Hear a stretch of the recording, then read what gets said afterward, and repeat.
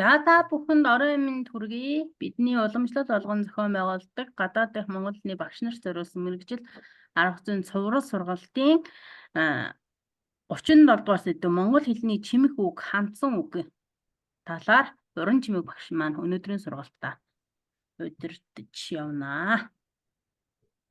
За орон минь энэ өдрийн минь төргий. Манайхан бүгд сайн уу? Уг нь манай Монголд байгаа хэдэн ямар ч бас нэг дулаантай золох гэж сайхан байх шиг байна. Тэгээ гадна байгаанууд нь бороо цасны зураг явуулаад бас их сайхан л байгаад байгаа шиг байна. За та бүхэндээ энэ өдрийн минь төргий. За тэгээ өнөөдрийн сэдв маань Монгол хэлний чимэх үг, хандсан үгийн талаар байгаа. За энэ сэдв маань ерөнхийдөө их амархан юм шиг бас зүгээр яг илэрхийлэх утга байнж утгынхаа талаас бидний харилцааг амьд болгох талаас их нарийн тийм одоо мэдрэмжүүдийг одоо хүний дотоод сэтгэлийн хөдөлгөөнийг илэрхийлдэг талаас бол их чухал сэдвүүд. Тэгээд чимэх үг байхгүй, хандсан үг байхгүй өгүүлбэрүүд маань үнэхээр одоо нэг сүдэ цай чанлаа гэх чинь тосон шар тосонч байхгүй мó, эсвэл давсанч байхгүй мó, аль эсвэл сүүнж багдсан юм уу, нэг тиймэрхүү л ханзаанд л одоо бодогдохоор тийм ээ.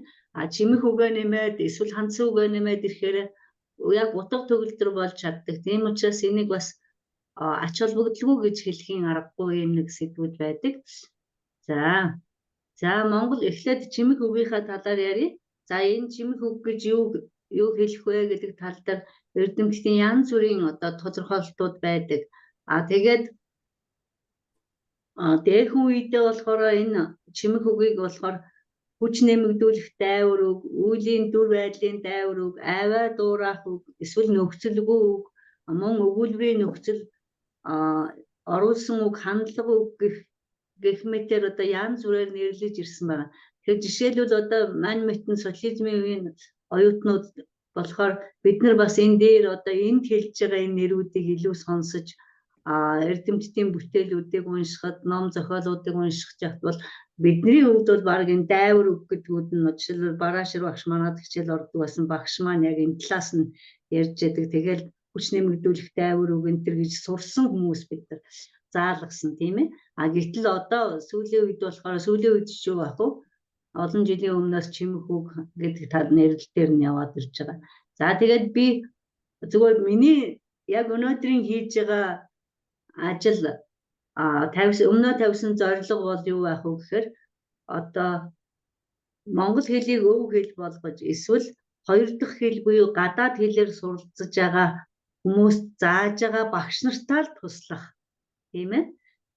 Миний энэс одоо миний хичээлээс сурсан, сонссон юм яг одоо тэр ажилдаа хэрэгжүүлээд явах талаас нь дөхөн үзүүлэх, тус нэмэр болох, чиглүүлэх гэсэн зорилготой учраас тэр эрдэмтдийн олон судалгааг бол нэг нарийн хичээлж тэгж аваагүй.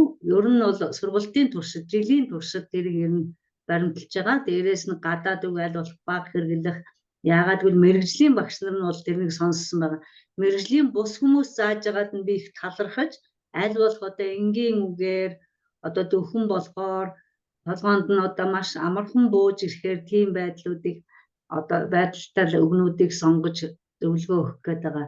За тийм учраас энэ их олон ном зохиолууд, олон судалгаанууд байдаг боловч би яг та нарт ингэж одоо гарын авлага болгож их юм өдөрдмж болгож авч байгаа зүйл маань манай Өнөр Баян багшийн одоо монгол хэл орчин цагийн монгол хэлний өгзөө гэсэн номыг одоо гол баримтлаад дээрээс нь Рита Кулман Сэрэмбэл багшийн нөгөө гадаад герман хэл дээрч байдаг, англи хэл дээр харьцуулаад хийчихсэн судалгааны материал тэгээ бусад багш нарын ялангуяа одоо гадаадынханд монгол хэлийг зааж байгаа тийм багш нарын одоо бичсэн төөрөвсөн бүтээлүүдийг илүү анхаарч үзэж тэгээ тэрнээс нь цуглуулж байгаад одоо гол болгож Өнрөө багшийн судалгаа дээр өгзөө гэдэг номын дээр түшиглээд та бүхэнд одоо зөвлөгөө өгөх гэж байна.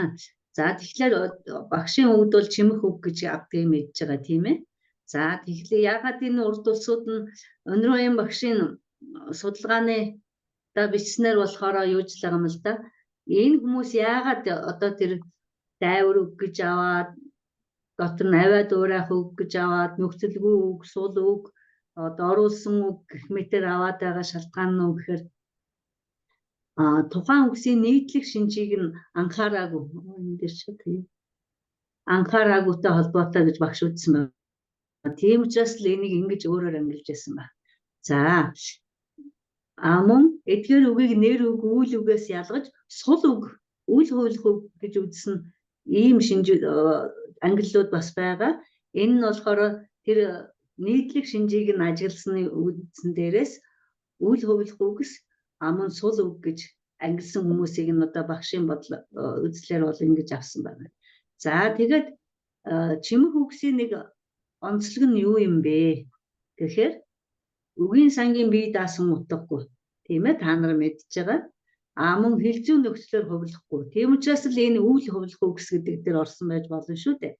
За мөн дараагийн нэг шинж нь өгүүлбэрт гишүүний холбогдлого. Энэ талаасаа болохоор холбох үгстэй төстэй гэж авч байгаа. Үзэж байгаа. Өгүүлбэрт гишүүний холбогдлого.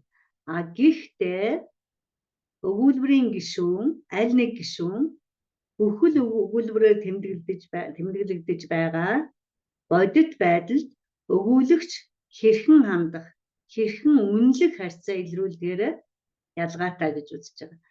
Энэ дээр нөгөө нэг баймж утга гэдэг үгийг ярьдаг шүү дээ. Тэр баймж утга гэдэг юу гэлэх гэж юм гэхээр хүн өгүүлж байгаа хүн, ярьж байгаа хүн, хэлж байгаа ярьж байгаа зүйлдээ хэрхэн хандж байгаа юм. Тэрийгэ хэрхэн үнэлж байгаа юм гэдэг талыг нь одоо илэрхийлэхэд энэ чимэх үгийн ач холбогдол их юм гэдэг талаас нь одоо энгийн байдлаар бол одоо тийм учраас л энэ хэрэгтэй юм байна штэ гэдээ оройж бодоод одоо багшилж явах явцад яадаг гэхээр нэг ялангуяа зөвхөн багш өөрөө материал бэлтгэхээр чимэх үггүй их ялангуяа анхны төвшөнд дундын эхний одоо дундын доод төвшөнд байлаа гэхэд чимэх үггүйгээр өгүүлбэрүүдийг зохиогоод өгүүлбэрүүдийг заагаад сурах бичгээр болохоор яг нэг тиймэрхүү үтстэй явдаг. Гэтэл нэмэлт материалууд аваад ашиглаад эхлэхээр л одоо уран зохиолоос, ардын аман зохиолоос тийм ээ. Эсвэл үлгэр иймэрхүү материалуудаас аваад хэрэглээд эхэлж байгаа үед л биднэрт яалтчгүй тэрэн дотор маань чимэх үг явж байгаа. Тэгэл нөгөө оюутнууд чинь энэ юу вэ? Энэ юу вэ? Энэ ямар хэрэгтэй юм бэ гэж ороод ирдэг тийм ээ. Тэр үед л бид нар бас одоо тодорхой хэмжээний хариулт өгчдөг. Өөрөө бас нэг үндсэн тийм ерөнхий ойлголттой байж их нь бол илүү дөхөмлөө. За тэгэхээр чимэх үгийн үүрэг нь юу юм бэ? За би өмнө хэлсэн тийм ээ, өгүүлбэр. Өгүүлбэрийн аль гишүүний ерийн утгыг төрөл бүрийн баймж утгаар нэмэн дэлгэрүүлэх үүрэгтэй. За ингээд өнөр баян багш энийг 5 ангилсан байгаа чимэх үгнүүдэд дотор. За эхнийх дээр нь маш, нэн, тун, таг, пиг, час, тас, хоёр дээр нь хаг, хуг, буц гэдэг за ингэх гэх мэтээр ингэж ангилаад энэ ангилал дараа дахиад давтагдах учраас би бүх үгнүүдийг ингээд одоо уншилгүйгээр өнгөрөх гэх мэт бусдах үгсийг чимэх үг гинэ гэдэг одоо яг энэ өнөр баян багшийн тодорхойлолтоор яг ингэж хэлсэн байгаа шүү. За энэ хуудас нь 229 дугаар хуудсан дээр яг энэ тодорхойлолт нь ингэж байж байгаа. За тэгээд энэ дараа нь бол чимэх үгний ангилал дээр энэ үгнүүд чинь дахиад давтагдах учраас уншилгүйгээр явчихъя.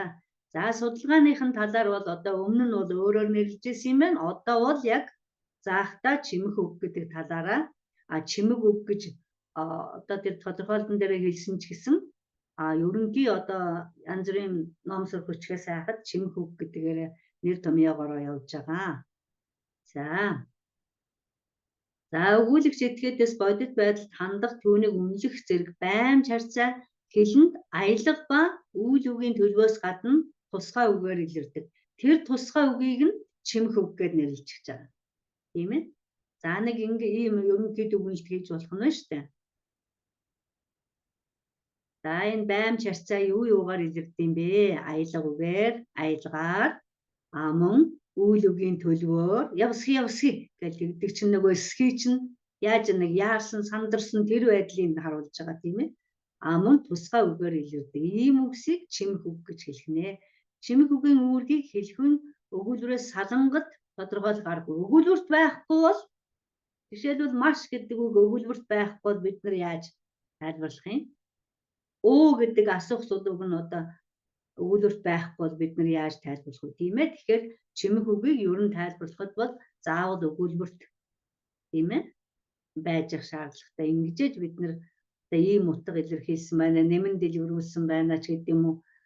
Яг тэр утгыг нь бол тэр өгүүлбэрээс анзаарч хэл. Тэгээд багш нарт бол ер нь тухайн үед сандраад ч юм уу асуулт гинт одоо асуугаадахаар за энийг чи юу гэв хамгийн одоо энгийн арга бол ингээд дотроо хэлээд үзээд ойролцоо өгүүлбэр бодоод тийм ээ.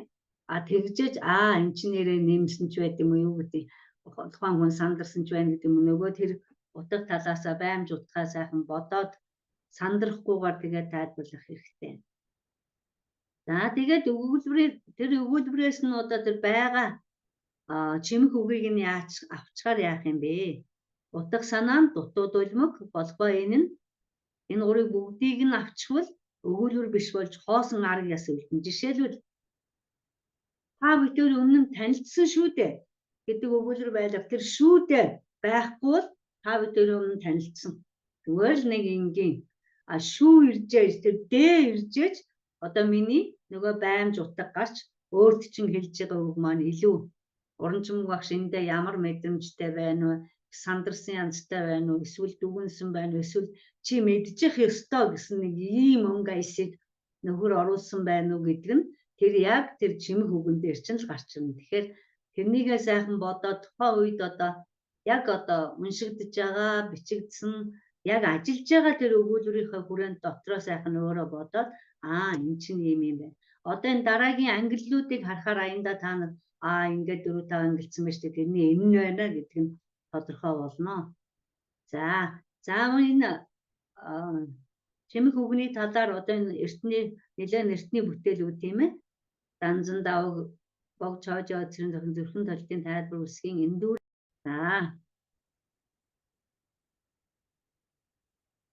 За энэ бүтээлүүдийг хэрвээ олоод унших юм бол тийм ээ. Тэн дээр чинь энэ чимэг үгийн талаар жишээтэй тийм юмнууд байж байгаа. За Окторгой маань оршив Монгол хэлний шинжилгээний дурсгал бичиг энэ өвөр Монголын ардын хэвлэлийн хороонд энэ юунууд нь байж байна. Монгол хэлний шинжилгээний дурсгал бичиг гэдэг бас энэ бүтээл орчин цагийн монгол хэлний үг зүйн байгууллал гэдгийн тэргуун дэвтэртэй. Энэ бүтээлүүдийг та нарыг яг зав чөлөөчин болоод тийм ээ. Жишээлбэл гадаадд байгаа багш нар эднийг хаанаас хайж явах вэ? Тэгэхээр зүгээр нэг иймэрхүү бүтээлүүд байд юм байна. Найз нөхдөдтэй хэлээд одоо тэр хуудасныхын зургийг аваад одоо чартаар авдаг ч юм уу. Тиймэрхүү байдлаар авахт нь бас хэрэг болж магадгүй гэдэг үүднээс ялангуяа ном зохиол бичиж байгаа, сургуульч гарын авлага хийж байгаа багш нар маань ямар нэг юмнаас санаа авах эсвэл хийж байгаа хэлж байгаа зүйлээ баталгаатай болгохын тулд бас нэмэлт материалууд үзмээр тохиолдол байж магадгүй гэдэг үүднээс энийг оруулсан байгаа. За чимэг үгийг ангилах. За бид нар хамгийн түрүүн чимэг үгийг яаж яах гэхээр Өнөр Баян багшийн ангиллуудыг яг өгнө. Ягаад гэвэл би өөрөө яг энэ талын судалгаа хийдэг хүн биш учраас би одоо яг барьж байгаа, баримталж байгаа, бас дунд сургуульд илүү хэрэглэгдэж байгаа бас бидний ажилд ингээд нэг хамгийн одоо энэ тэргуунд одоо тус нэмэр болчихдаг, аваад ашиглаждаг материал дээр нь одоо жишээ болгож өгч जैन. За байраар нь өгтөн чимэг үг, даган чимэг үг гэд хоёр хуваачиж байгаа ерөнхийд нь. Хаана байрлаж байгаа юм бэ гэдгээр нь тийм ээ. За энэ өгтөх гэдэг үгнээсээ угаасаа тодорхой байж байгаа. Гишүүнийг өгтөн чимэг, өгүүлбэрийг өгтөн чимэг. Гишүүнийг гэдэг нь нөгөө өгүүлбэрийн аль нэгэн гишүүнийг гэсэн санаа шүү дээ. За даган чимэг үг гэдэг нь гишүүний араас нь дагдаг, өгүүлбэрийг араас нь дагдаг тийм ээ. Ийм чимэг үг. Тэгэхээр чимэг үгийг нөгөө өгүүлбэр чинь ороод ирэхээр урд нь байж бол энэ өгтдөг нөхөр нь байна шүү. Хойно байж бол дагдаг нөхөр нь байна шүү гэдэг ингээд өөрөө бас иймэрхүү ерөнхий ойлголттой байхаараа асуултанд сандрахгүйгээр тайван ингэж хариулах боломж олдно тийм ээ. За энэ нэгдүгээр ангил нь болохоор байраар нь ангилсан байгаа. За дараагийнх нь ангил утгын талаас нь тийм ээ. За утгын хэв маяг нь ямар байд юм бэ? За тэгээд өмнө би та нарт хэлсэн тийм ээ. Энэ хойно өгүүлэх учраас би энэ болгоныг уншихгүй байя гэж. За утгын хэв маяг дээр нь эрчимжүүлэн чимэх үг. Тийм ээ. За өмнө нэг маш сайн хүүхэд гэх юм уу тийм. нэн шаргуу хөдөлмөрлөг гэдэг тийм ээ. За тэгээд тэмдэг нэрээр илэрсэн гишүүнийг угтан чимдэг гэж байна. Тийм ээ. Эдний маань араас тэмдэг нэрүүд явж явах нь байх нэ. За энэ. За дараа нь дүрслэн чимхүү гэсэн. За одоо бидний нөгөө нэг хэрэгэлдэг нэг хаг цохол хай тийм ээ. За тэгээд хуг өшиглөх, бут нэргэх, бяц цохих, огл харайх, гуд татах, шууд татах, цөм дэвсэх, няц үсэргэх тийм ээ. Яаж вэ? Энэний араас нь дандаа үйл үг хэлээд байна тийм ээ. Дэлб буудах гэх мэт ингээд араас нь энэ дээр бичсэн байгаа. Үйл үгээр илэрсэн өгүүлхэн гишүүнийг угтан орж тухайн үйл хөдлөл байдлын болц байдлыг дүрслэн чимэх, дуу авайг дуурайан чимэх ийм утгуудыг илэрхийлэх нь. За ингээд энэ ангиллуудыг сайхан нэг үрчлэн уншаад жишээ өгүүлбэрүүдийг харчихсан байхад бол дараа багшид бол ямар ч заах явдад сандрал гарахгүй. За дараа нь батлан чимэх үг. За одоо нөгөө би хэлсэн тийм ээ. Шүү, да, даг, юм, мон, яг, ёрн, лав гэж за энэ бүтэн үгнүүд бас байж байна. За эдгээр нь яаж юм гэхээр өгүүлбэрийн эхэнд бас эцэст өөрөөр хэлбэл энэ батлан чимэх үгс маань угтдаг байх нь бас дагдаг байх нь. За тэгээд утгын хөвд яг мэдээлэн батлах. Та бүхэн өмнө танилцсан шүү дээ гэж яг чинь бид танилцсан гэдгээ баталж гэж байна. Дээрээс нь анхааруулах санаа нь бас орчиж байгаа тийм ээ. За энийг болохоор батлан чимэх үг гэж багш ангилсан байна. За дээрээс нь барагцаалан чимэх үг. Биз, шив, би. За бийг бид нар ярианы хэлэн дээр we гэдэг хэрэглэдэг тийм ээ. Бараг, маягтай, төлөвтэй, бололтой, магадгүй, байлтай. За эдгээр нь яг ихэвчлэн өгүүлбэрийн эцэст ороод утгыг тааварлан барагцаалах, төсөөлөн барагцаалах гэж багш ангилсан байна. Энэ өөрөөр хэлбэл даган чимэх үг байх нь байна шүү дээ. Өгүүлбэрийн төгсгөлд орно гэдэг чинь тийм ээ. За ингэж дөрөв ангилаад энэ сайхан тодорхой зааж өгсөн байгаа. Тэгээд би одоо та нарт өөрөө ангилаад алдаг оног хийгээл зармын ингэж эргэлзэжсэнээс өнөр баян багшийн энэ номных нь хуудастаар одоо энэ яг өөрийнх нь хийснээр миний ч одоо сургалтандаа одоо манай багш нарын ганц барьж байгаа өгзөн ангиллын тал дээр бол байнга авч ашигладаг ном маань энэ байгаа. За утгын хэв маяг дээр нь мөн асуун чимэх үг гэдээ гараад ирж байна. Энд одоо бидний нөгөө БВО нөгөө нээлттэй асуулт зохиодог, хаалттай асуулт зохиодог 6 сул үг чинь чимэх үгэн дээр ороод асуун чимэх үг гэж багш ангилсан байна. За эднэрийг бид нар мэдж байгаа дандаа асуух өгүүлбэрийн эцэст нь ороод утгыг лавлан асуух, батлан асуух тийм ээ. Энэ одоо айл гишүүнийг чимжээ нь гэхээр өвөл өвгийн чимээд асуулт өгүүлбэр болж ш бүтэн өгүүлбэрийнхээ эцэст байгаа. За үүсгэн чимэх үг гэдэг дээр ялгсан байгаа. Үлээс үгүй биш бус. Тийм ээ. За үлээс нь болохоор тоддгон холбох, цагаар төгсөх нөхцөлтэй үйл өгүүлбэрний өмнө угтаж орно гэж байгаа. Үл зөвшөөрлөө. Үл зөвшөөрсөн тийм ээ. За тэгэхээр тоддгон холбох нөхцөл гэдэг чинь бас цагаар төгсөх гэж байна. Өнгөрсөн цаг. Тийм ээ. Сая миний хэлсэн хоёр өгүүлбэр бол. За үйл өгүүлбэрний өмнө угтана. Үгүй биш хоёр нь ихэвчлэн бие дааж заримдаа өгүүлбэрийн эцэст орно. Үгүй. Тэгэд бид нар зүгээр шууд үгүйсгэж. Эсвэл биш. Тэгэд бие даалгаад хэрглэж болно. Гэтэл мөн өгүүлбэрийн эцэст даган чимжээж бас болтнэ. За онцлон чимэх үгс гэж байж байгаа ангилсан байгаа. За энэ дээр ил ялангуяа за энэ дээр алдаа хийчихсэн л явна би одоо. За ялангуяа гэдгийг энэгүй биш. Заавал зөвхөн гагцгүй чухамдаа ирэх биш ядталтаа гэдэг үгнүүдийг багш энэ онцлон чимэх үгээр ангилж өгсөн байна. За өглөөний аль нэг гишүүн өгүүлбэрийн хойно дагаж орно. хойно гэдэг нь дагна гэсэн үг тийм ээ. Орж утгыг бусдаас ялган онцлох, чухалчлан онцлох. Та л энийг мэднэ шүү дээ. Тийм ээ. Би та гэдгийг онцолж байгаа учраас тэр илийг би ч мэднэ. Бигээ би онцолж байгаа тийм ээ. Маргааш л ирээрээ. Тэр маргааш гэдэг цаг хугацаагаа онцолж байна. За тэгээд багшийн сургуульчиг номон дээр болохоор энэ ардан бичсэн энэ улаанууд нь бол ер нь бол байхгүй байгаа шүү. Энийг би зөвхөн тэр хойно гэдгийг дагаж яана гэдгийг та нарт тодруулж өгөхийн тулд ингээд улаанаар нэмэлт оруулж гисэн байгаа шүү. За.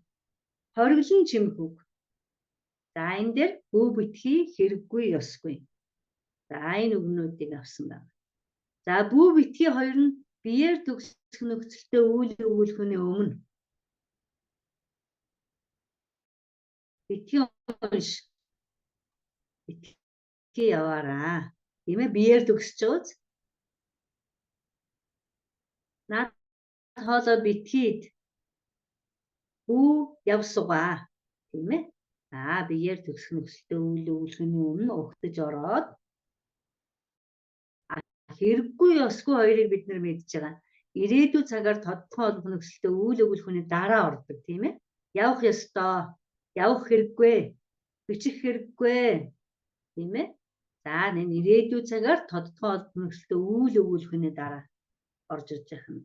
За ингээд даган чимэх үг явж байх нь байна. За ингэж ангилсан байгаа. За тэгээд ийм сайхан тодорхой ангилаад өгчихсөн байгаа учраас за багш маань 4 5 6 7 8 ангилсан байгаа юм. Маш сайхан нарийн ангилаад өгсөн.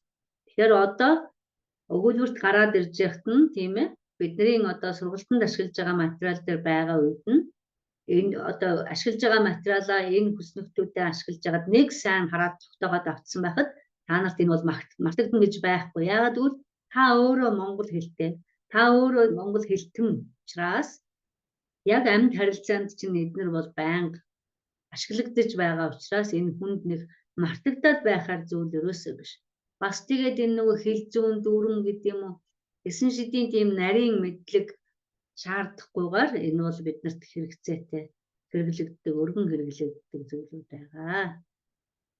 За энэ дээр ард талын жишээнүүдийг бичээгүй шалтгаан хүснэгт маань томроод одоо фонт нь жижигрэх гэдээс учраас жишээнүүдийг ерөнхийдөө доор бусд нь бичсэн байгаа. За өгүүлбэрт нь бол оруулаад үзье. Нөгөө чимэх үгнүүд маш гүнзгий ойлгохыг чармаа. Тийм ээ. За энэ тэмдэг нэрийн араас өмнө өгтөж орно гэсэн тийм үү? Яг л тэмдэг нэрийнхаа. За барьж явсан одоо хуг татан галт хийгээд гарч одов. За нөгөө үйл үгийн өмнө орно гэсэн шүү дээ. Хуг татах. Тийм ээ. Үйл өгүүлэхнийх нь өмнө. За маргааш зөвхөн монгол хэлний хичээл орно. Монгол хэл гэдгээ онцлоод өгч дээ тийм ээ. Багшийнхаа номыг битгий аваараа. За энэ нөгөө биеэр төгссөн үйл үгийн өмнө нөгөө битгий гэсэн хориглон чимэх үг нь явж байна. За ингээд энэ одоо өгүүлбэрийг уншихад та нар бүгдээрээ мэддэг, бүгд хэрэгэлдэг тийм байна. Тэгэхээр одоо дараа нь харахтаа яах нь гэхээр нөгөө ангиллуудаа харж агаад энэ чинь ингэсэн биш та энэний өмнө орсон байна. За тэгэхээр энэ ингэсэн байна. Энийгээ угтсан байна, энийгээ дагсан байна гэд нэг хэдэн удаа өөрөө сайхан анхаарал авцсан байгаад энэ багшд бол тийм төвхтэй асуудал биш болно. За тэгээд нөгөө дангаар нэг бие даасан үгнүүд байсан энэ онцлон чимэх үг дээр байсан ялангуяа тийм ээ. За энэ онцлон чимэх үг дээр байгаа энэ үгнүүд нь ердөө голдуу өгүүлбэрийн эхэнд ер нь багш бол ирээдүйн иргэнийг бүтээдэг тийм ээ. Ялангуяа хэлний багшууд маш чухал үүрэгтэй. Ирэх биш 2 дугаар сар гараад дулаах байх уу дулаарнаа. Агцгүй ээжийнхээ загч хэлснийг л эргэцүүлэн бодож байгаа. Ихмэд энэ онцлон чимэх үгс нь ер нь өгүүлбэрийн эхэнд голдуу явж байгаа. Тэгээд бид нар ийм өгүүлбэр ирүүл яах нь энэ чинь нөгөө чимэх үг нь байна шүү дээ. Онцлон чимэх үгнүүд нь ер нь өгүүлбэрийн эхэндээ ордог гэсэн. За өгтөн чимдэг тийм ээ. За тэгэхээр ийм байдлаар нь ингээд өргөн хэрэглэгддэг учраас та нарт бол нэг төвөгтэй биш байх гэж бодож байна. Зүгээр юу ч сонсоогүй, юу ч хараагүй бас харах гэхээр цаг зав нь болохгүй тийм тохиолдол бол багшд бол үнэнхээр элбэг тохиолддог. Яг хичээл заахын өмнө энэ сэдв орохын өмнө энэ жишээлбэл маргааш нэг номноос нэг 50 үгтэй текст уншуулах гэлээ чинь энэ дотроос аль нь ороод ирэхийг бид бас харж чадлагүйгээр орох тохиолдлууд байдаг. Тэгэхээр өөрт одоо тархиндаа хийчихсэн ойлгоод авчихсан зүйлийг эргүүлээд ашиглахад бол сайн байх болно, амархан байх болно. За танай ангийн Батч сайн хүүхэд шүү. Тийм ээ. За энэ дээр нөгөө чээ дээрээ яалаа? Энэ чинь онцлон чимхүүг дээрээ явж байгаа тийм ээ. Хэнийг онцлоод байна? Батыг онцлоод байна. За энэ дараагийн 2 дахь нүрэн дээр нь яасан гэхээр нөгөө чимх үгэн дээрээс нэг өгүүлбэрт нэг биш ингээд 2 ч ороод ирж шээ. Тийм ээ. А дараа нь өгүүлбэрүүд дээр яг биенийх араас ч ороод ирж байна. За би та нарт энэ тухай 3 ч удаа тайлбарласан шүү дээ. Хэрэн тооны нэрийн дараас бас л чэйн явж байгаа жишээтэй тийм ээ. Монгол соёлын талаар манай багш л сайн мэднэ. Багшигаа онцлоод өгчлөө. Энэ чинь өөгч биш, улчирхаач биш болжээ. За багшийн ирснийг одоо хүртэл хэлээгүй шүү. Тийм ээ. Багшийн ирснийг ахад одоо хүртэл хэлээгүй шүү дээ. Ямар сонсогдож байна. Миний яг ингээд уншиж байхад л та нарт бас нэг энэ ярьж урнаа багш одоо ярьж байгаа юмдаа хэрхэн хандж байна. Тэрэндээ ер нь ямар шүү сэтгэлийн хөдөлгөөн гэдэг юм уу дотоод мэдрэмжтэй байгаад аяндаа одоо миний яг ингээд хэлж байгаа байдлаас анзаарч байгаа тийм ээ. Тийм учраас энэ бол өгүүлбэр бол чухал хэсэг мөн. Утгын үг. Та энэ дүрмийг хизээ нэгэн цаг сурах нь зайлшгүй. Тийм ээ. Сурнаа гэдэг. Сурах болноо. Сурах нь зайлшгүй. Би юу гэж байна? Чамд ямар ч гарц байхгүй гэсэн санаагаа тэр зайлшгүй гэсэн чимхүүгээр хэлчихэж. Та чинь монгол хэл сурч байсан би. Тийм ээ. Яаж вэ? Сурч байсан юм уу гэж асууснаас сурч байсан юм би гэдэг нь чи надад мэддэггүй, чи надад хэлээгүй тийм ээ. Ийм нэмэлт баймж утгууд нь яг тэр юм би гэдэг хэсгээр л гараад ирж. Тэгэхээр яаж вэ? Эднийг хэрэглэсэн чимэх үгийг хэрэглэснээрээ бидний одоо нөгөө цай маань давстайгаа, тостойгоо, сүүн сайхан таарчгсан, эдэн тохирчгсан тийм ээ.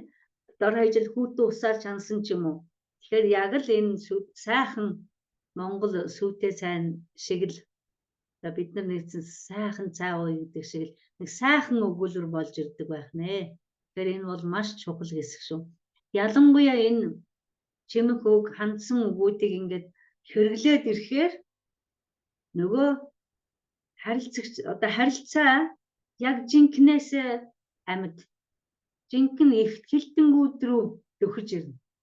Тийм учраас одоо үг хэлээ эзэмшүүлж байгаа та нарын хувьд бол таан чинь монгол хүүхэд сурч байгаа, монгол цус явж байгаа учраас яг эднийг нь сайхан одоо тайлбарлаад заагаад дээрэс нь одоо сургасан заасныгаа хэрэглээ болгоод одоо өөрөөр хэлбэл эзэмшүүлээд тийм ээ. Сургах биш, эзэмшүүлээд өгчих юм бол одоо би нэг монгол хүнийг бэлтгэжлээ л гэдэг ингээд ойлгох хэрэгтэй. За би энэ дээр нэг одоо 5 өгүүлбэр бичсэн байна. Энэ дэрс сүрэн зориулах хэрэгтэй байна. Цэ холбогдорж миний багын найзуудын нэг би ингээл хэлчихье. Та нарт ямар санаад вэ? За дараа нь элбэгдэрж миний багын найзуудын нэг шүү. Элбэгдэрж миний багын найзуудын нэг юм аа. Элбэгдэрж миний багын найзуудын нэг юм шүү. Элбэгдэрж миний багын найзуудын нэг юм шүү дээ. За ямар ч л байсан би та нарт 5 өөр мэдрэмж төрсөн байх л гэж бодож байна. Энэ 5 өгүүлбэрээс. Эхнийх дээр нь бол яах вэ байдаг л нэг найз шүү дээ, тийм ээ. Дараагийнх нь болохоор арай өөр мэдрэмжтэйгээр та нарт очиж байгаа гэж бодож байна. За эндээс одоо юм мөн гэсэн чимэх үгнүүд голдуу нэр ба тодтгон холбох нөхцөлтэй үйл үгээр илэрсэн өгүүлбэрийн араас бол тодтгон холбох нөхцөлтэй тийм ээ авсан шүү. Би чиний номыг авсан шүү. Би чиний номыг авсан юм. Би чиний номыг авсан шүү дээ. Тийм ээ? Гэх мэтэр. За шүү шив хоёр нь биеэр төгсөх нөхцөлтэй үйл өгүүлэхнээс бусад нэр ба үйл өгүүлэхний дараа. Би танаас 3 эгч шүү.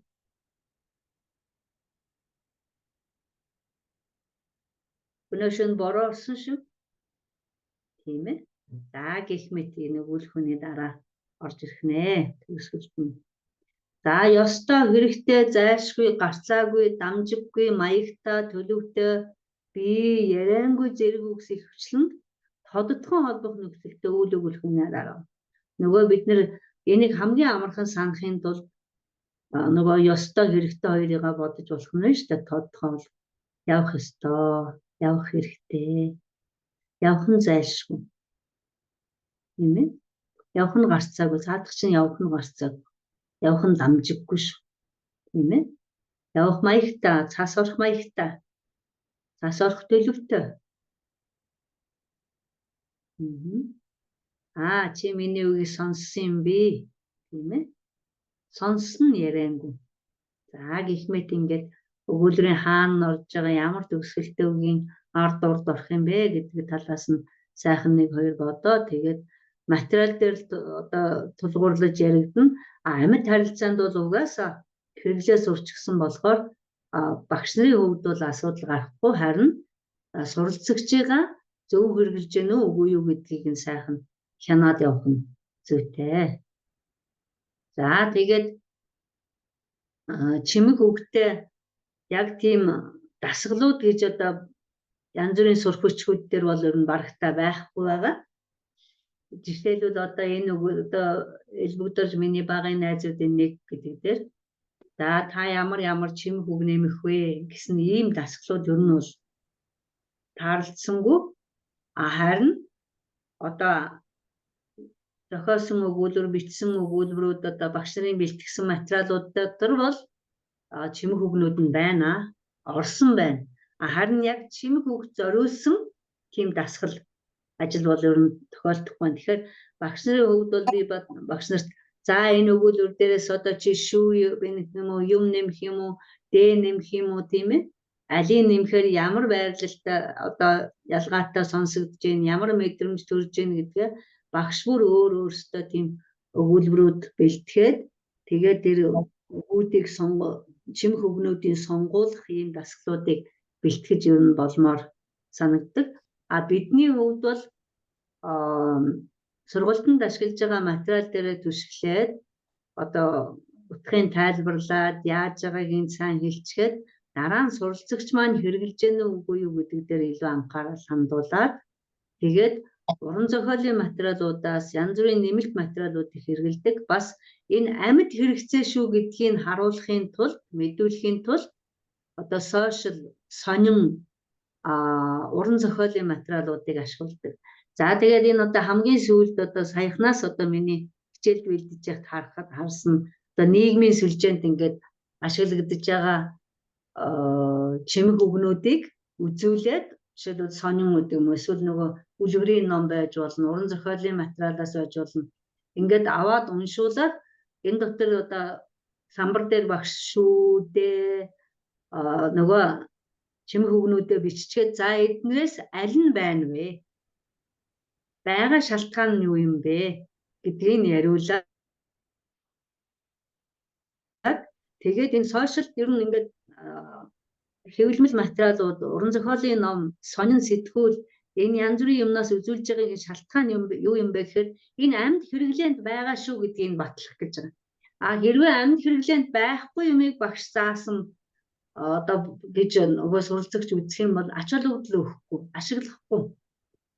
Тэгээ мартамглаад байх тийм хандлагууд гардаг учраас тэгүүлэхгүй тулд яах ёстой гэхээр багш миний заасан юм өдөр тутмын хэрэглээнд байгаа шүү гэдгээр ингээд харуулахын тулд одоо миний яг сүүлийн үед авсан юмнаас ард хоёр найдвартай авч байна шүү гэж байгаа. Авч байна гэдээ байхгүй, авч байна шүү гэж.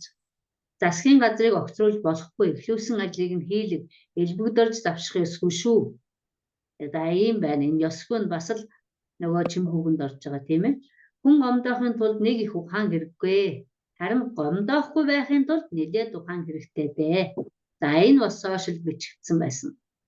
За мөнгөгүй үедээ эмэгтэй хүнтэй битгий уус онгоонд орно. Мөнгөтэй үедээ эмэгтэй хүнтэй битгий уус мөнгөгүй болно. Энэ одоо жаахан тийм сонирхолтой хөгжилтэй маягтай байна л да. Энэ битгий уус гэдгийг улаалгаж өгөөч. За энэ зүгээр ингээд сошиалд явж байгаа юм. Тэгэхээр энийгээр юу харуулж байгаа нэхэр би та нар сая хэллээ. Амьд хэрэглээнд байгаа юм аа. Тийм ээ. За гэдгийг батлах гэж. Тэгээд утгатай бол уран зохиолын материалаас эсвэл одоо янз бүрийн сонин хэвлэлээс үзүүлж байгаа чинь бас л би танд хэрэгтэй юм заасан шүү. Энэ бол бидний өдөр тутмын хэрэглээнд байгаа. Тийм ээ. За энэ сүүлчийн өгүүлбэр бас л сошиал дээр тэнэгдүү байгаа дээрээ л хүнтэй суу. Ухаан суучгаар таарч тохирох хүн олддоггүй юм шүү те. За энэ өгүүлбэр бас л сошиал дээр явжсэн. Тэгэхээр тэрнийгээр бид нар би танд хэрэгтэй юм заасан бидний хэрэглээнд байгаа тааш бас хэрэглээрэй гэдэг нэгэн бодлын тийм шаха гэх юм уу. За тэр талаас нь харвал одоо ингэж харуулж болох юм аа. За тэгээд нөгөө мэдээ янз бүрийн одоо ариодо мориодо сонсож явахт нь ийм юм гараад ирвэл нөгөө багш ингээд анхааруулад хэлээд хэрэглээнд байна гэдгийг сануулж гисэн учраас нөгөө хүмүүс чинь дараагийн удаад нь анхааралтай сонсно. Тэгээд бидний сургалт одоо ингээд зогсчихгүй дараагийн удаад нь одоо хэдэн 7 хоногийн дараас 2-7 хоног 3-7 хоног дараагийн сард нь бидний анхаарах юм. Энэ хүн нөгөө чим хөвгнүүдээ яг зөв цагт нь ашиглаж байна уу? Тийм ээ. Буруу цагт энэ талаас нь анхаарахыг бол үргэлжлүүлээд явна. Ингээл нэг хэлээд хоёр хэлээд бидний хичээл дуусчихгүй тийм ээ.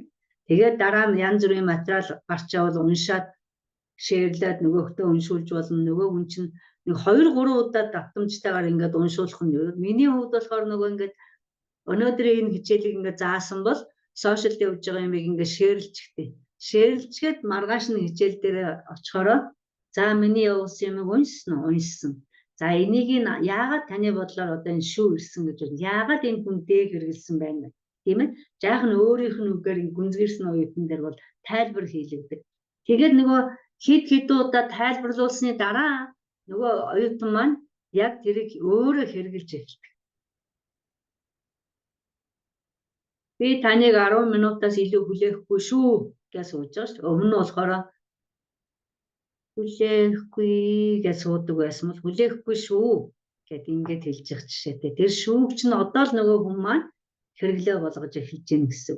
Тэгэхээр энэ талаас нь харах юм бол бидний ажил бол цаашид үргэлжилдэг шүү. Нэг амархан юм шиг мөртлөө одоо амьд харилцаанд маш чухал хэсэг учраас бидний зорилго бол гадаадын хүнийгч тэр монгол хүүхдүүдээч тэр одоо монгол хэлийг сайхан эзэмшсэн хэрэглэгч болгох гэж байгаа учраас энэ дээр бол бас цаг хугацаа орно. Яг ингээд өөр нөгөө хэл зүйн дүрмүүдийг зааж явах шиг 10 дасгал масгал ажиллахгүй ч гэсэн энэ маш чухал хэсгээ гэдгийг хэлэх байна. За нэг юм байна. За энд би нөгөө аялгаар илрэх утгыг зүгээр нэмээд оруулчихсан байгаа. Энэ нөгөө Солонгосоос өнөр цэцэг багш нэг асууж ясан санагдана. За энэ заагийн их олон хэрэглээ байгаагаас одоо бидний хувьд бол одоо хамгийн одоо нэг тэргуунд эзэмшүүлдэг 8 одоо энэ хэрэглээг энд бичсэн байгаа. Тэгээд дараагийнх нь удаад яг л нөгөө суралцагч маань бас л адилхан зөв хэрэгжилж гэнэ үү, зөв цагтаа хэрэгжилж гэнэ үү. Тэгээд энэ дээрээс нь дахиад за гэд ингээд нэг төвөгшөөсөн ч юм уу тийм байдлуудын бас одоо дундаас дээш төвшөнд ялангуяа гүнзгий төвшин рүү орж ирж дараагийнх нь шатны юмнуудыг одоо утгуудыг нь юуны ялангуяа жүжигийн зохиолуудыг уншуулахаар илүү ийм байдлыг гарч ирдэг. Энэ заагийн хэрэглээнүүд дээрэс нь одоо драмын жүжигүүдийг үзүүлээд тийм ээ яг тийм нэг кино жүжигүүд үзүүлж байгаа үед энэ заагийн энэ аялгаар илэрх утгууд нь өөр талаас орж ирдэг. Тэгээд мөн л нөгөө заагаа ингээд нэг уншуулаад ингээд болчихж болохгүй. Дараа нь одоо нэг 2-ын байд юм уу багш ингээд хэрэглээд дараа нь 3 болгож 3 дахь хэрэглүүлээд дараа нь 4 дахь болгоод тийм ээ баг нэг л өдөр одоо ийм 8 аргаар одоо тохиолдол хэрэгжилж байгаа та бас ингэж хэрэглэж шахах арга байхгүй тийм ээ. Тэгэхээр багаар зугуухнаар одоо нэг дундын дээд түвшинд очиход энэ 8 хэрэглээг зөв хэрэгэлдэг болоход бол бид анхаарч ажиллаж байгаа. За тэгээд энийг хэрэглүүлэхдээ бас энэ зааг нөхөөрөө гэдэг юм уу энд зааг хэрэгжилж болох уу гэсэн ийм дасгалууд ер нь монгол хэлний хүчгүүдэд таарсангүй би бас нэлээд олон сургуульчдыг хүчгүүдийг шүүж үзлээ. Одоо хэн нэгэн хүний одоо гадаадынхан зориулс юм уу монгол хэлийг хоёр дахь хэл болгож эзэмшиж байгаа хүмүүс зориулс зүгээр Спатер багшийн номон дээр гэдэг юм уу Батэр Эдү багшийн номон дээр тэр нөгөө сонгож авсан материалууд дотор нь энэ яг явж байгаа байхгүй. Тэгэхээр тэр материалыг уншиж байгаа тохиолдолд яг хэрэгжилж байгаа тохиолдолд одоо эдгээр 8 хэрэглээний аль нь байна вэ гэдгийг одоо гүнзгий оюутан дээр бол харилцан ярилцаад таны бодлоор энэ одоо үл ойшоосон утга нь байна уу эсвэл яран твжсэн утга нь байна уу тийм ээ эсвэл сонирхсон утга нь байна уу гэдэг ингээд гүнзгийрсэн оюутан дээр бол энийг ингэж ярилцж болох юм. Харин анхан шатны оюутанд бол ер нь ингэж ярилцах тийм боломжууд байхгүй байгаа. Нөхцөл нь бас төвшөнд нь тохирохгүй байдаг. За нэг ийм юмнуудыг хэлмээр байна. За дараагийн маань сэдв маань нөгөө хандсан үгийн талаар байгаа. За хандсан үгийн тухайд бол бид нэр одоо ингээд нөгөө оюутан биднэрт ингээд жишээлбэл багшд үг юм хандаж хэлээд өөр хэн нэгэн бус нэгэн оюутанд үг хандсан юм хандаж юм ярихдаа хандсан үг заагаагаас өмнө болохоор зүгээр шууд л багш та маргааш ирэх үү гэж ингээд асууж яадаг тийм ээ. Эсвэл багш би маргааш ирж чадахгүй гэж ингээд хэлдэг. Гэтэл хандсан үгийг заачаар нөгөө хүн маань миний анхаарлыг багшийнхаа анхаарлыг татахын тулд эсвэл багшигаа олноос онцгой дуудахын тулд тийм ээ нөгөө аагач байд юм уу минийч байд юм уу хэрэглээд эхэлдэг сайн талтай. За тэгээд хандсан үгийн судалгааны материалуудыг бас нэлээд зөвхөж үзлээ. За тэгээд энэ дотроос нь би та нарт нөгөө Пүрэв Учир багшийн за би та нараас нэг уучлалт гуяа. Би одоо нөгөө доктор Пүрэв Учир доктор Өнөрбаян гэж хэлэхгүй байгаад уучлалт хүсье. Энэ шалтгаан бол нөгөө хүмүүсийгээ би нөгөө багшлуулж ясан болохоор нөгөө хамгийн тэр хүмүүс дотн тэр хүмүүсийг эрхэмлдэг тэр хүмүүсийг хүндэтгдэг үг маань багш. Тэрнээс тэр хүмүүсийн одоо тэр эрдмийн зэрэг цол тэр нөрөх хөдөлмөрийг үнэлэхгүй байгаадаа биш юм шүү уучлаарай. За тэгээд би энэ хандсан үгийн судалгаан дээр хамгийн гол одоо сургалтандаа ашигладаг заах аргадаа одоо гол шиг болгож байгаа материал бол энэ Пүрэв Учир багшийн одоо доктор Пүрэв Учир багшийн сурах үцэг байгаа тийм ээ. Та нар одоо бас мэдж байгаа гэсэн Пүрэв Учир багшийн нэг 4 цуврал ном байгаа шүү дээ. Тэрний тэр өгзөө гэсэн хэсгүүдийн өгзөө гэсэн номноос нөхөө Өчиг намайг хаана хийж. Тэр номоос та нар эзүүлээд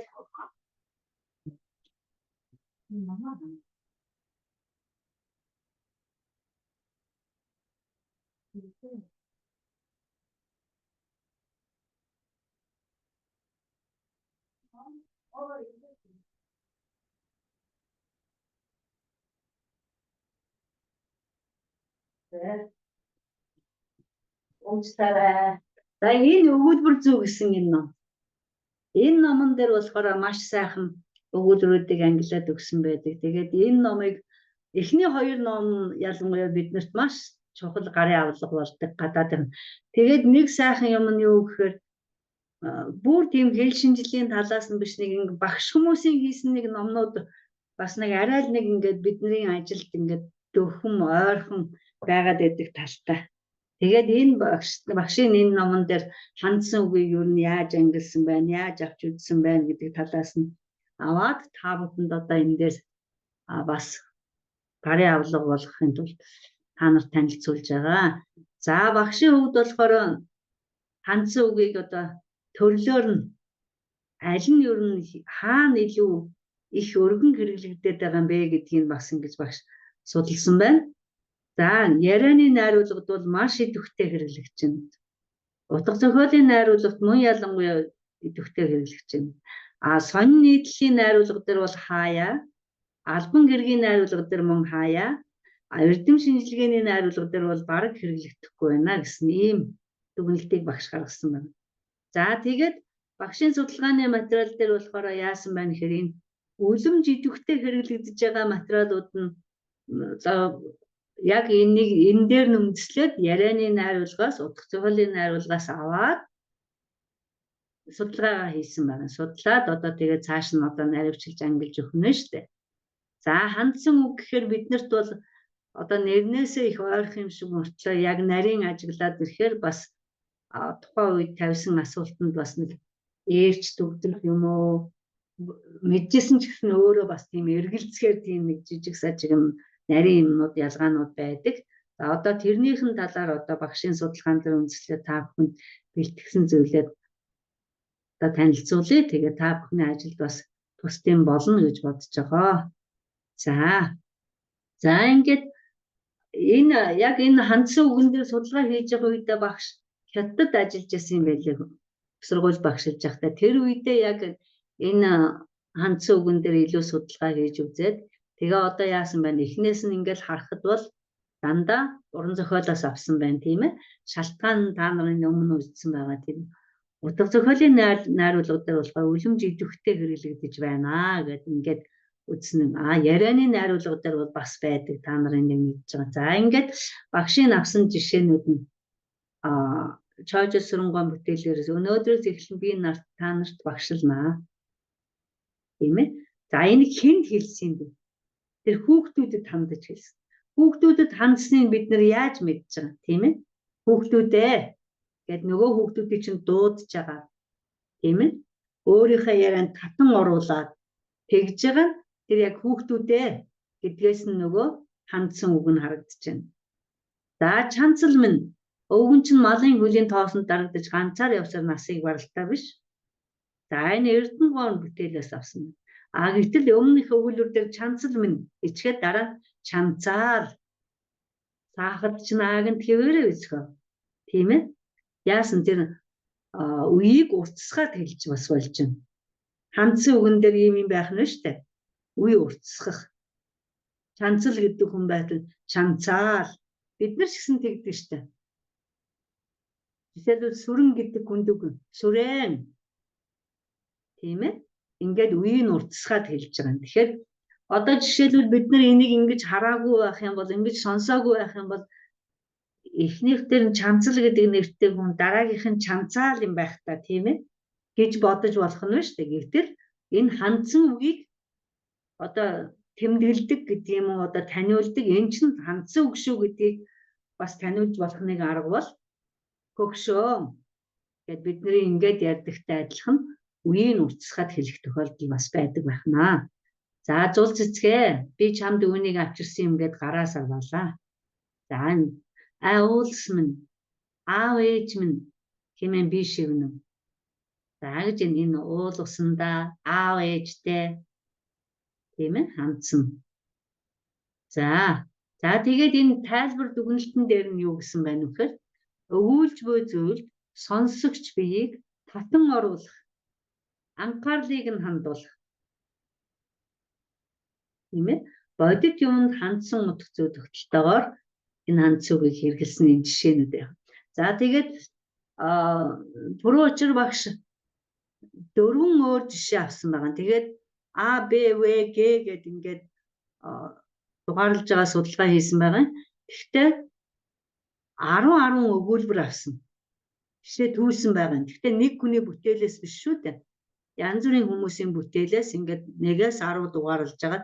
Тэгээд тэр 10 өгүүлбэрүүд дээрээс жишээ аваад тэрнийг ямар утга илэрчээж яагаад энэ ялгаатай байна уу? Хоорондоо ямар ялгаатай байгааг энийх нарийн авч үзсэн учраас одоо эднэрийг ингээд ажиллахаар биднэрт бүх ялгаанууд нь гараад ирэх юм байна. За сүүлчийн өгүүлбэрдээ замбаг минь дээ. Замбаг цэцэг минь. Чамаага би яахан мартах вүлээ? Тийм ээ? Давтсан байна шүү дээ. Тийм ээ? Эхнийх дээр нь минь дээ гэжсэн нь минь гэдэг. За.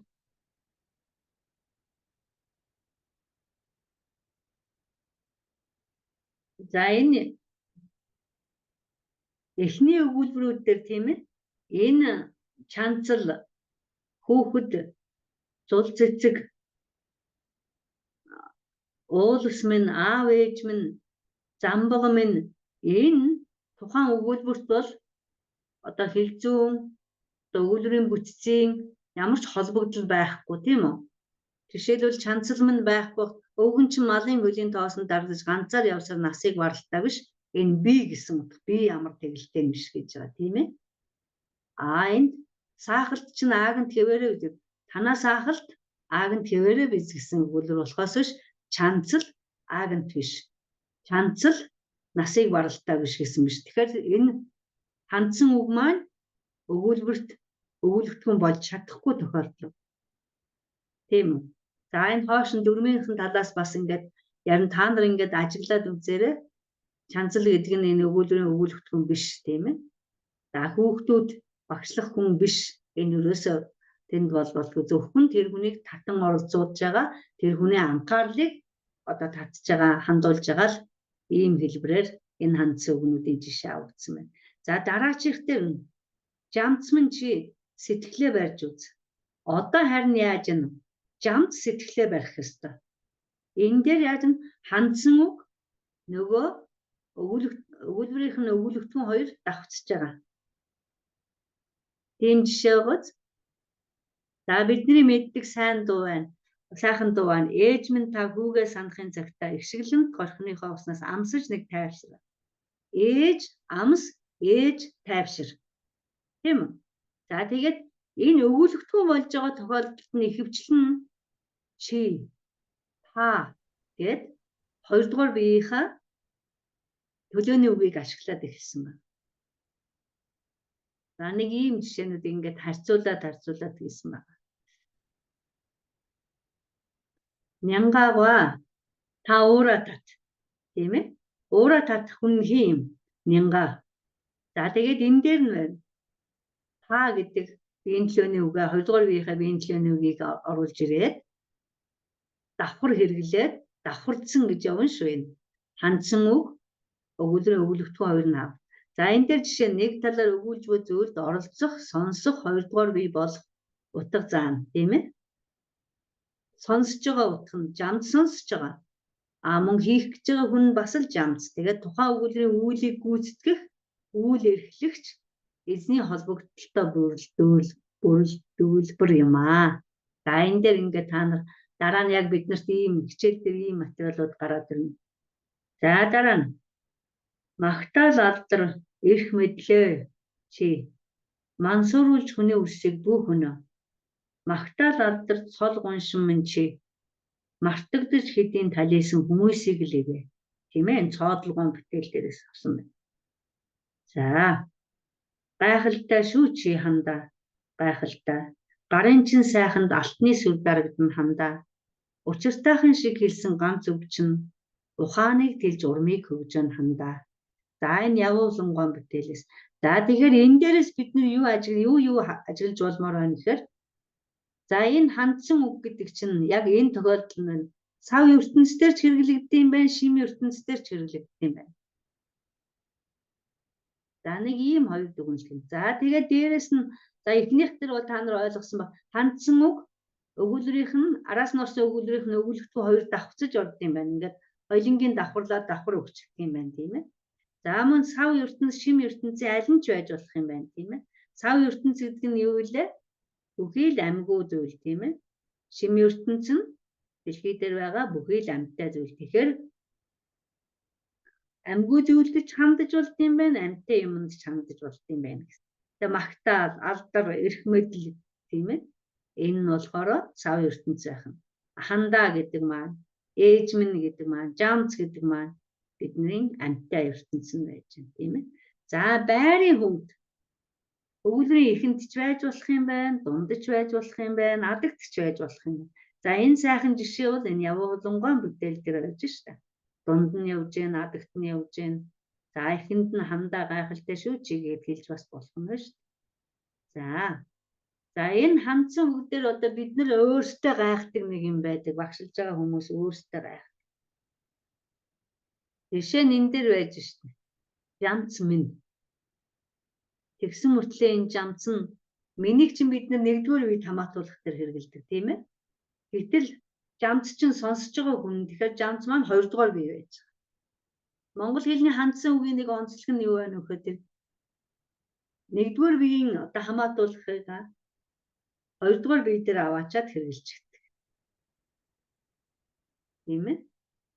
Уг нь болохоор жамц чинь гэж хэлэх ёстой шүү дээ. Хоёрдугаар үед хамаатуулвал тэгж ерөөсөө явдаггүй нэг онцлог байгаа. Тэгээд ингээд тэгэхээр миний жамц гэсэн санаа чи гэдэг ингээд давхар хэлэх гэдэг шүү дээ. За тэгээд энэ одоо минь мөн үе уртсгсан их шиг нөгөө чанцаар сүрэн өөр ямар жишээ вэ? Баатар гэх тийм ээ. За тэгээд дуудах анхааруул хөг аялга зэргийг хандсан үгийг таних тэмдэг гэж үзэж болно. Бид нар энэ хандсан үг байна уу үгүй юу гэдгийг яаж таних юм бэ? Тийм ээ. Минь гэдэг үг араас нь ороод таслаар хязгаарласан байна уу? Багшаа. Би маргааш ирж чадахгүй шүү. Гадаадынхан зааж байгаа тохиолдолд ер нь энэ ерөнхийдөө хамаатуулахын энэ хандсан үгийн жаахан андуураад идэг тохиолдол байна. Тэгэхээр энийг одоо сайн ойлгох юу байна? Арга нь юу байна гэхээр жишээг зөв аваад тийм ээ одоо жишээ өгүүлбэрээ маш оновчтой сонгоод тэгээд ялгааг нь сайн харуул. Ингэсэн тохиолдолд өөрөөр хэлбэл ерөнхийдөө хамаатуулахын байсан бол тэр нь яах вэ гэхээр тусгатгуун дээр хэрэглэгдэн тийм үү? Чи хоолоо идээ. Чи багшигаа дуудаа. Чи багшаасаа асуу. Чи багштай хэлээ. Гэт ингээд нэг жишээ аваад багш гэдэг үгтэй тийм ээ. Ти ялгадаар хуургаад араас нь ерөнхийдөө. За тэгээ энэ багш чинь өвлөгдөхөн байна уу, тусгатгуун байна уу гэдгийг авах. Тэгснийхаа дараа хандсан үгийнхаа жишээ. Багшаа би маргааш ирж чадахгүй. Багш минь даарч нь тийм ээ та даарч нь дараа нь өөр ямар жишээ. Багш минь дорнодод их цас орсон гинэ. Цас орсон болохоос шир багш ороогүй байхгүй. Тийм ээ. Гэхмэд ийм жишээг маш оновчтой аваад харьцуулаад сайхан ойлгуулсны дараа оюут нь одоо хооронд нь холхоо болж ирдэг. Тэгэхгүй бол тэр ерөнхийдөө хамаатуулах холих тохиолдол байна. За тэгээд энэ нөгөө тэмдэг ямар тэмдэг яаж одоо энийг хандсан үг байна гэж таних юм бэ гэхээр тэр минийг бас үеийг уцсан их шиг байна уугүй юу тийм ээ. Тэгээд дуудах, анхааруулах тийм хөг аялга үг. Хүүе. Чи одоо яаж байгаа юм бэ тийм ээ? Ийм юмнууд нь байна уугүй юу гэдгээр нь нөгөө хандсан үгээ таних нь байна. За нэг ийм талаас нь ойлгоход болно. За одоо дараагийнх нь нэг жишээ багш ингээд 4 хуваасан байсан. Тэгээ энэ одоо 3 дахь нь зуудын гүднийг дажгүй давсан зуслаг төлөг 2 минь баяртай. Энэ амьд юм тийм ээ шим ертөнц. Аргал угалз гэмээр сүртэй аргаа даргаа хүчмэн баяртай. За ингэж. За энэ бидний нэг одоо би бүгд байхдаа маш их сонсчихсан манай аав энэ дуртай дуу. Хөрстэй алтанган дэлхий дээгүүр хөндлөлтөн мөртөг сүхээ голоо гэдэг үгэн сүх гол ихтгэл сүхээ голоо гэдэг уцсахтай явж байна тийм ээ аман зохиол. За мөн одоо хүн болгоны мэддэг холих газраас гялцсан харагдаж өнгөт одоо нөгөө одондоо хандж байна. Улаан очоо гэдэг очондоо хандж байна тийм. Марс одоо гэдэг одоо одонд хандж байна. Яг их мэт одоо ингээд За энэ эхний хоёроос ялгаатай гэж багш авч үзсэн байгаа. Пүрөөч багш. Эхний А, Б хоёроос хэв шинж, байрлал, хэл хэлхэн холбогдол яамаа юм. Яг ингэж явах үедээ яаж засахгүй юм. Холбогдол гэдгийг нийлнэ. Утга үүргээрээ нөгөө хоёроос арай өөр байна гэж авч үзсэн байна.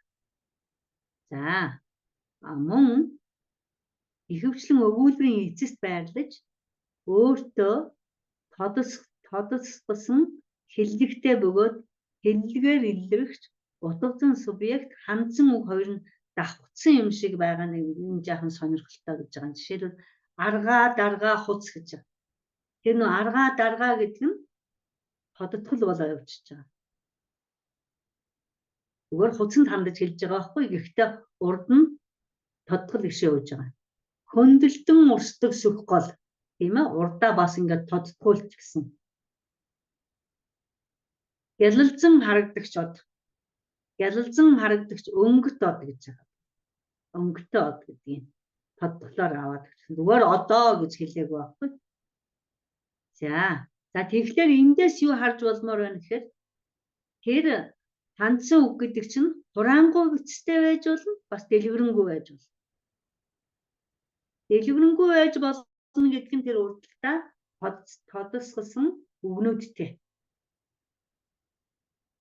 Ялангуяа нөгөө баяр ёслолын үед мөн том хурал чуулганы үед жишээлбэл ард түмэнд хандаж үг хэлчихвэл урд талд нь сайхан ард түмэн ээ гэж яагаад хэлдэг тийм үү?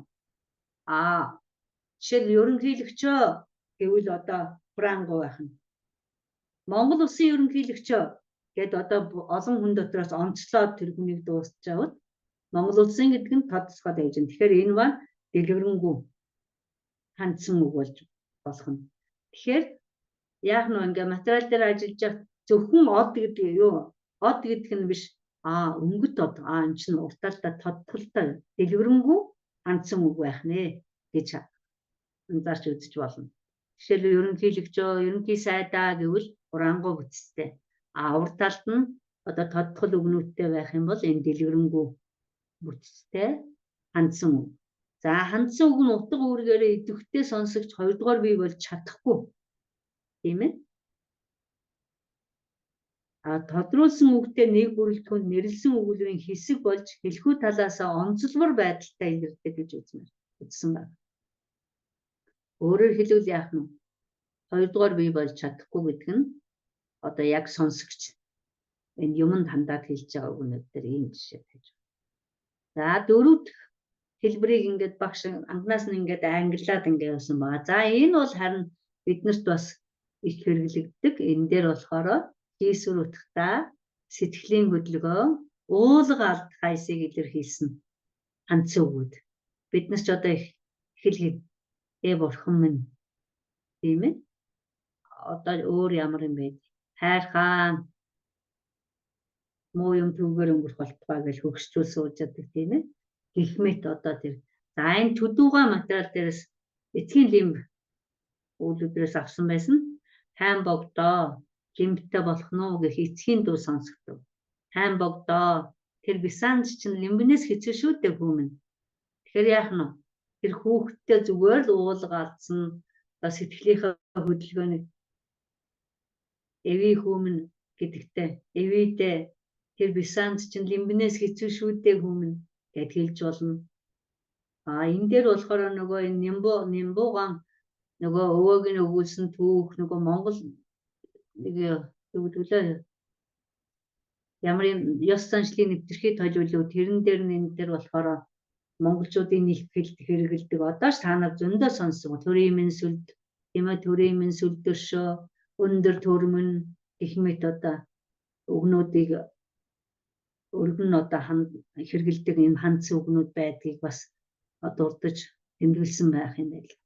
За тэгээд айн өгтөө амьдараа чөтгөрт баригдаж араараа мангас төврүүлэх нарийн үнээс дээр биз тийм ээ. Энэ айн өгтөө гэдэг энэ нь хэн тандаад ерөнхийд нь л одоо өөрийнхөө одоо уулга алдсан тэгээд сэтгэлийнхээ хөдөлгөөнийг далаа ээж минь За яаж энэ дээр давтаад хэрэгэлсэн байна шүү. Тэгэхээр энэ бол одоо энэ дээр би тодруулаад өгчихсөн байгаа болохоос биш ердөө үе зүгээр далаа ээж минь гэдээ давтагдсан байвал энэ давтаад л хэлэгдсэн одоо дэлгэрэнгүй нөгөө хандсан үг нь болох юм. Би одоо хүртэл таныхаа зах дээр хөл тавьж үзээгүй явсандаа өөрийгөө чамласан эрдэнэ очоод бичижсэн тийм ээ. За тэгэхээр А, Б, В бүлгийн хандсан үгсээс зорилго үүрэг утгаараа үлэмж ялгаатай. Энэ бол өмнөхтэй бүр үнэхээр ялгаатай байгааз та нар ч гэсэн харж байгаа. Энд нь заримдаа нөгөө хандсан хүн маань жамц маань юм хийхээр болчихсон тийм үү.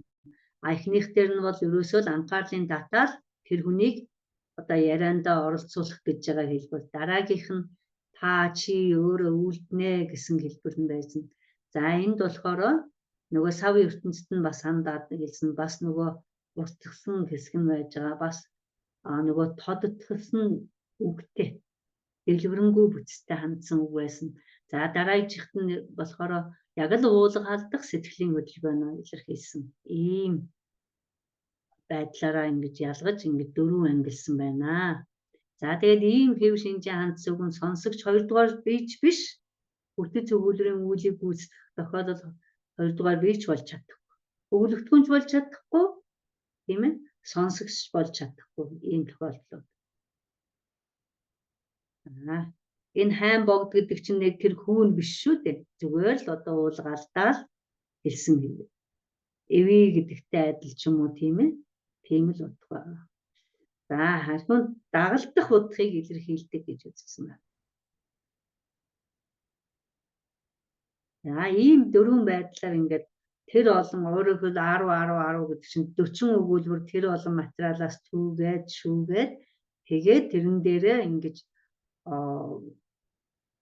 тусад нь тайлбар хийгээд хооронд нь харьцуулаад ингэж өгсөн байна. Тэгэхээр хандсан үгийн тухайд бид нар юу ойлгож авах хэрэгтэй байна гэхээр нэгдүгээр бид нар хандсан үгийг сонсогчийг яриандаа татан оруулах. Сонсогчийн анхаарлыг одоо өөртөө татсан нааш нь хандуулах тийм ээ. За ийм зорилгоор хандсан үгийг хэрэгжиж болох юм. Хоёрдугаарт нь бид нар хандсан үгийг яаж нөхөр энэ эхнийх дээр нь болохоор тэр хандсан үг чинь өгүүлэгдэхүүн биш. Тийм ээ. Энэ дээр жишээг нь хардаа хүүхдүүд багшлахгүй. Би багшлна. Тэгэхээр энэ бол хүүхдүүд маань өгүүлэгдэхүүн биш. За энэ зөвхөн л тэр хүний анхаарлыг татах гэсэн тэднэрт сонсгох гэсэн тэднийг одоо сонсогч гэдгээр нь авсан байна. За дараачих дээр нь дандаа чи та гэдэг ингээд гэхдээ хандсан үгэн дээрээ нөгөө нэгдүгээр биеийн хамаатуулах буюу миний хэрэгэлсэн байна. За мөн хэрэгэлж болно. За тэгээд өгүүлбэрийн эхэн дунд адагт байж болно тийм ээ. За тэр үе уртсах ихшгийг уртсах жагаад тэгээд хандаж бас болдог байх нь. Тэгээд дуудах анхааруулах хөв аялгыг хэрэглэж болдог байх нэ. За энэ бидний ойлгох ёстой юм болохоор яасан бэлээ? Нөгөө өгүүлбэрийн хоёр хандсан үг хоёр давхцсан бас тэгээд дэлгэрэнгүй байж болно. Хураангуй бүтцтэй байж болно хандсан. За дараагийнх нь зөвхөн сэтгэлийн хөдөлгөөн бас уулгаалдах аясыг илэрхийлэх үүрэгтэй.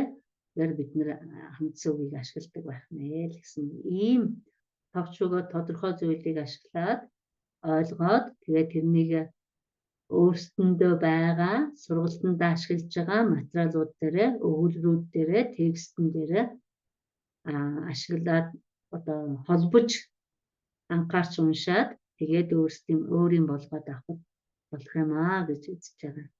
За хандсан үгийг одоо саяын нөгөө өгүүлбэрүүдийг хэлснийгаа бүр очроош орчин цагийн монгол хэлний өгүүлбэр 100 номон дээрээ за энэ 80-аас 92 дугаар хуудсан дээр байгаа шүү. Хэлхүүн зорилго субъекттэй харьцах харьцаагаар нь 4 ангилсан. За өгүүлбэрийн субъекттэй эс тохирч сонсогч төдийгүй үүлийг эрхлэгч 2 дугаар бие болж давхцан тооцогддог. Өгүүлбэрийн субъекттэй тохирч сонсогч төдийгүй үүлийг эрхлэгч 2 дугаар бие болж за энэ дээр би алдаа гаргасан копи гэж оруулсан. Үл зохисдог гэсэн нэг нь болохоор болохгүй. За энийг би давхцсан нэг нь бол одоо нөгөө өмнөх тайлбар дээр байгаа шүү. Эхнийх дээрээ болохоор нөгөө өгүүлбэртгүн болохгүй хэсэг энэ хэсгийн тав. А нөгөөх нь болохоор өгүүлбэрийнхаа өгүүлбэртгүнтэй давхцах хэсэг нь.